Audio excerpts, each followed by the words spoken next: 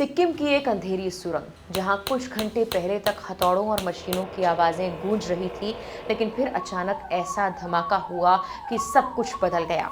सुरंग के अंदर धुआं भर गया, जहरीली मीथेन गैस फैल गई और देखते ही देखते 25 मजदूर मौत और जिंदगी के बीच फंस गए। बाहर परिवार इंतजार में था, अंदर रेस्क्यू टीमें हर मिनट मौत से लड़ती रहीं, लेकिन जब एक एक कर शव बाहर आने लगे तो उम्मीद भी धीरे धीरे खत्म होने लगी। मंगलवार देर रात तक 25 में से 20 मजदूरों के शव बरामद किए जा चुके थे, जबकि बाकी 5 तक पहुंचने की कोशिश लगातार चलती रही। सवाल सिर्फ इतना नहीं कि हादसा कैसे हुआ, सवाल ये भी कि आखिर इतनी बड़ी परियोजना में ऐसी चूक कैसे हो गई। यह हादसा सिक्किम के नामची जिले के समरडुंग इलाके में बन रहे Teesta stage 6 hydro electric project की आदित्य 3 टनल में हुआ। ये परियोजना एनएचपीसी की है और निर्माण का काम पटेल इंजीनियरिंग कंपनी कर रही है। यहाँ 2 समानांतर सुरंगें बनाई जा रही हैं, जिनमें से हर एक करीब 5 किलोमीटर लंबी है। इन्हीं में से फेज 4B हिस्से में मजदूर काम कर रहे थे, तभी अचानक सुरंग के अंदर जोरदार धमाका हुआ। शुरुआती जांच में माना जा रहा है कि चट्टानों के भीतर फंसी मीथेन गैस बाहर निकल आई और बंद सुरंग में फैलने के बाद विस्फोट हुआ। इसके साथ ही सुरंग की छत से भारी मलबा गिर गया, जिसमें मजदूर अंदर ही फंस गए। शुरुआत में 25 मजदूरों के फंसे होने की पुष्टि हुई। जैसे ही सूचना मिली, एनडीआरएफ, एसडीआरएफ, फायर सर्विस, जिला प्रशासन, डीजी माइन सेफ्टी और एनएचपीसी की टीमें मौके पर आ गई, लेकिन ये कोई सामान्य रेस्क्यू ऑपरेशन नहीं था। सुरंग के अंदर हर कदम पर मौत इंतजार कर रही थी। सबसे बड़ी चुनौती थी मीथेन गैस, जो ऑक्सीजन को लगभग खत्म कर देती है। यही वजह रही कि कई बचाव कर्मियों को अंदर चक्कर आने लगे और कुछ बेहोश भी हो गए। ऐसे हालात में कोई भी टीम लगातार ज्यादा देर तक अंदर नहीं रह सकती थी। मजदूर सुरंग के प्रवेश द्वार से लगभग 1.5 किलोमीटर अंदर फंसे हुए थे। वहां तक पहुंचने के लिए रेस्क्यू टीमों को बेहद संकरे रास्तों से गुजरना पड़ा। 8 सदस्यों की टीम बारी बारी से अंदर भेजी जा रही थी। हर बचाव कर्मी के पास ऑक्सीजन सिलेंडर था, लेकिन वो सिर्फ करीब 40 मिनट तक ही चल पा रहा था। सिलेंडर खत्म होने से पहले टीम को वापस लौटना पड़ता था और फिर दूसरी टीम अंदर जाती। यही वजह रही कि रेस्क्यू की रफ्तार बेहद धीमी हो गई। हालात इतने मुश्किल थे कि सिर्फ लोगों को अंदर भेज देना काफ़ी नहीं था। ब्लास्ट प्रूफ ब्लोअर्स और लंबे वेंटिलेशन पाइपों के जरिए लगातार ताज़ी हवा सुरंग के अंदर भेजी गई, ताकि जहरीली गैस का असर कम किया जाए।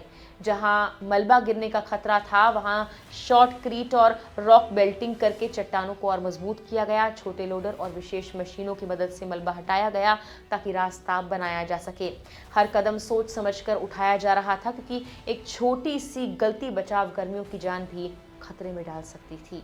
इस बीच देर रात सबसे दुखद खबर सामने आई। रेस्क्यू टीमों ने एक एक कर 20 मजदूरों के शव बरामद कर लिए। 5 मजदूर अब भी अंदर फंसे थे और उन तक पहुंचने की कोशिश जारी थी। प्रशासन का कहना था कि जब तक आखिरी व्यक्ति तक नहीं पहुंच जाते, तब तक ऑपरेशन नहीं रुकेगा। लेकिन जैसे जैसे वक्त बीत रहा था, उम्मीदें कमजोर होती जा रही थी। एनएचपीसी ने अपने बयान में कहा कि हादसा चट्टानों के भीतर फंसी संदिग्ध मीथेन गैस के अचानक विस्फोट के चलते हुआ। कंपनी के मुताबिक हादसे के तुरंत बाद इमरजेंसी प्रोटोकॉल लागू किया गया और सभी एजेंसियों के साथ मिलकर राहत अभियान शुरू कर दिया गया। कुछ और रिपोर्ट्स में कहा गया है कि पुलिस सूत्रों का मानना है खुदाई के दौरान चट्टानों के भीतर मौजूद गैस का पॉकेट टूट गया। गैस तेजी के साथ सुरंग में फैली और फिर किसी चिंगारी के संपर्क में आकर विस्फोट हुआ। विस्फोट के बाद सुरंग का एक हिस्सा धंस गया और मजदूर अंदर ही फंस गए। हादसे के बाद सिक्किम के मुख्यमंत्री प्रेम सिंह तमांग और राज्यपाल ओम प्रकाश माथुर मौके पर आए और रेस्क्यू ऑपरेशन की समीक्षा की। मुख्यमंत्री ने मृतकों के परिवार वालों को 4-4 लाख रुपए और घायलों को 50,000 की सहायता राशि देने का ऐलान किया है। उन्होंने बताया कि उन्होंने प्रधानमंत्री नरेंद्र मोदी और केंद्रीय गृह मंत्री अमित शाह से भी बात की है। प्रधानमंत्री ने भी मृतकों के परिवार वालों के लिए 2-2 लाख रुपए और घायलों के लिए 50,000 की आर्थिक सहायता की घोषणा की। पश्चिम बंगाल सरकार ने भी आशंका जताई कि कुछ मजदूर जलपाईगुड़ी जिले के हो सकते हैं और हर संभव सहयोग का भरोसा दिया। लेकिन इस हादसे ने एक बार फिर कई बड़े सवाल खड़े कर दिए हैं। क्या इतनी बड़ी हाइड्रो इलेक्ट्रिक परियोजना में गैस की मौजूदगी का पहले से पता नहीं लगाया गया था? अगर मीथेन गैस का खतरा था तो क्या सुरक्षा के इंतजाम पर्याप्त थे? क्या सुरंग में काम कर रहे मजदूरों की सुरक्षा के लिए अंतर्राष्ट्रीय मानकों का पालन किया गया था? और सबसे बड़ा सवाल, क्या इन 20 जिंदगियों को बचाया जा सकता था? फिलहाल पूरे देश की निगाहें उस सुरंग पर टिकी हैं जहां रेस्क्यू ऑपरेशन चल रहा है। हर गुजरते मिनट के साथ उम्मीद और चिंता दोनों बढ़ रही है, लेकिन जिन परिवारों के अपने अब कभी वापस नहीं लौटेंगे, उनके लिए ये हादसा सिर्फ एक खबर नहीं, बल्कि जिंदगी भर का ऐसा जख्म है जो शायद कभी नहीं भरेगा।